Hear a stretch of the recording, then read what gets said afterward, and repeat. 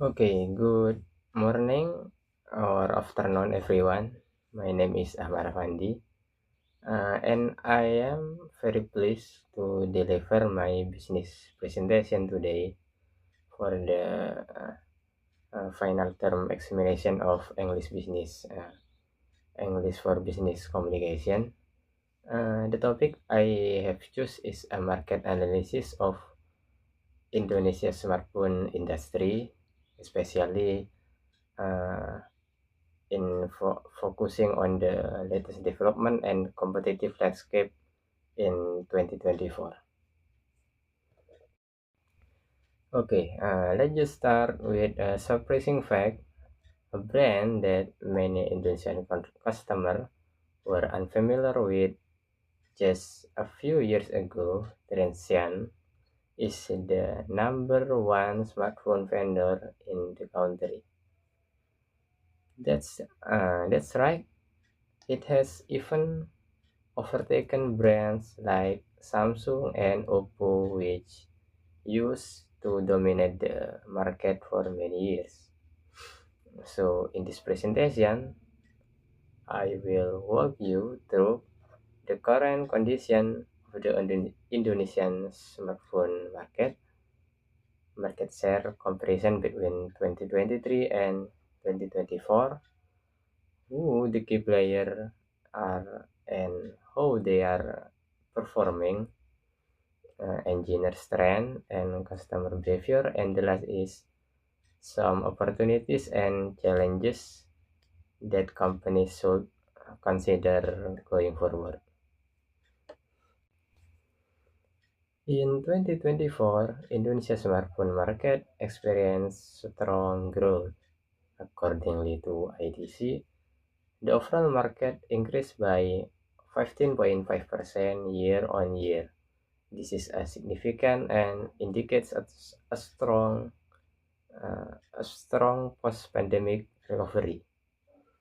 For people are buying smartphone again, not just for basic communication, but also for online learning, remote work, entertainment, and especially social media. The increasing popularity of short video, mobile gaming, and online shopping is pushing people for look a better performing phones even at the entry level.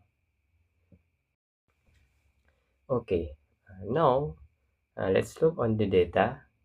From this table, we can clearly see major changes in market position among the top 5 vendors. Transsion jumped from 13.1% in 2023 to 18.3% in 2024, a massive 61.7% growth. Oppo slightly declined in the market share from 19.1% to 18.8 17.8% to still grow in volume. Samsung dropped from 20% to 17.2%, experiencing a small minus 0.6% decline, which is still important to note.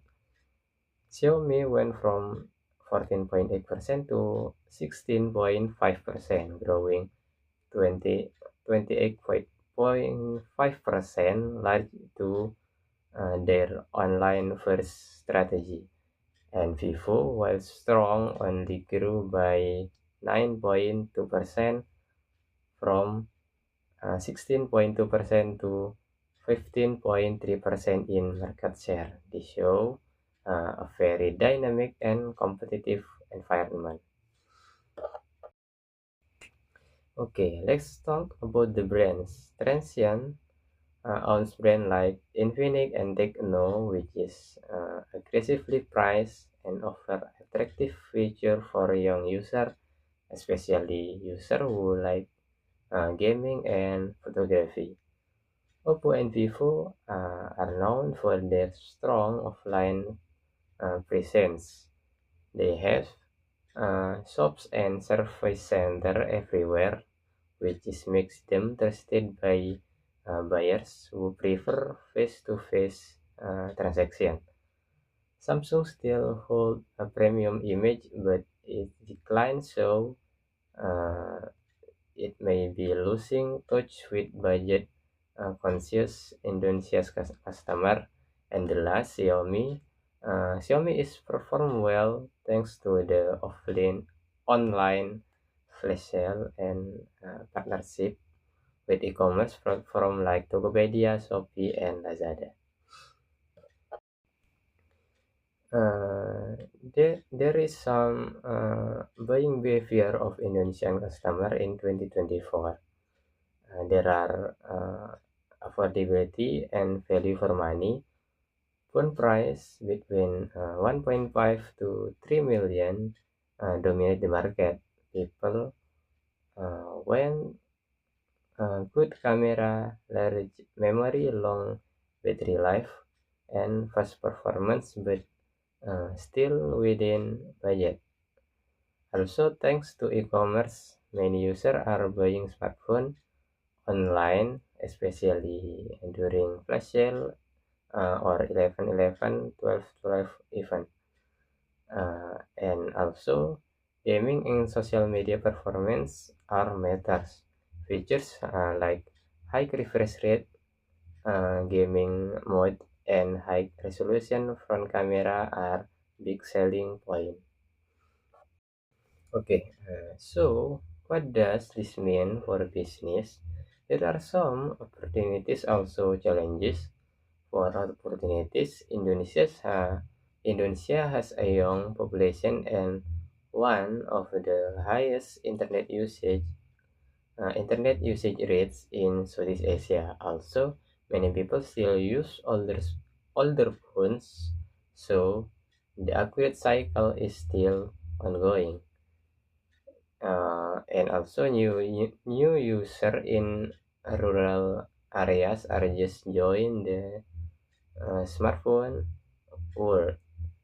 And for the challenges, the market is highly competitive. Margins are very thin, especially in the low-end segment.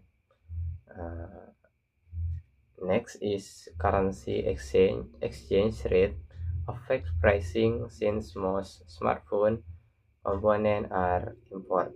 And the last is after sales service is becoming an important factor for brand trust. So, in conclusion, Indonesia's smartphone market in 2024 is full of momentum, but also full of competition. Transsion has proven that understanding your market and offering the right product at the right price leads to success. Traditional giants like Samsung, Oppo, and Vivo must adapt quickly, either by introducing more competitive budget models or strengthening their online presence.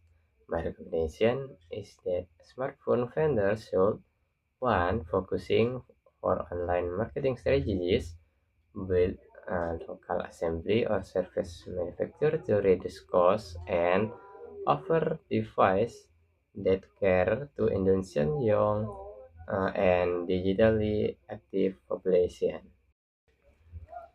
Okay, thank you for your attention. I hope this analysis gives you a clear view of the smartphone industry in Indonesia today. I'm happy to answer if you have any question and see you.